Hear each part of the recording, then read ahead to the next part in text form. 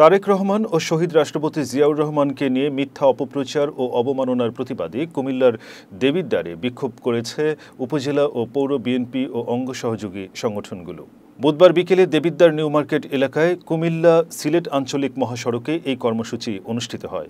প্রধান অতিথির বক্তব্যে কুমিল্লা উত্তর জেলা বিএনপির সাবেক সিনিয়র যুগ্ম সাধারণ সম্পাদক ব্যারিস্টার রিজভিউল আহসান মুন্সি বলেন, তারেক রহমান ও বিএনপিকে ঘিরে একটি মহল ষড়যন্ত্রে লিপ্ত। মিটফোর্ড হাসপাতাল সহ নানা ঘটনার মাধ্যমে বিএনপিকে জড়ানোর অপচেষ্টা চালানো হচ্ছে, কিন্তু জনগণ এখন এসব ষড়যন্ত্র সম্পর্কে সচেতন। বিক্ষোভে বিএনপি ও অঙ্গ সংগঠনের নেতাকর্মীরা ব্যানার, ফেস্টুন ও স্লোগানে অংশ নেন।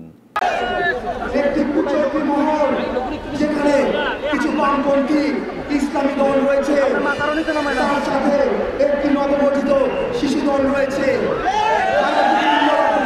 ষড়যন্ত্র চালাচ্ছে, অপপ্রচার চালাচ্ছে, মিথ্যাচার চালাচ্ছে।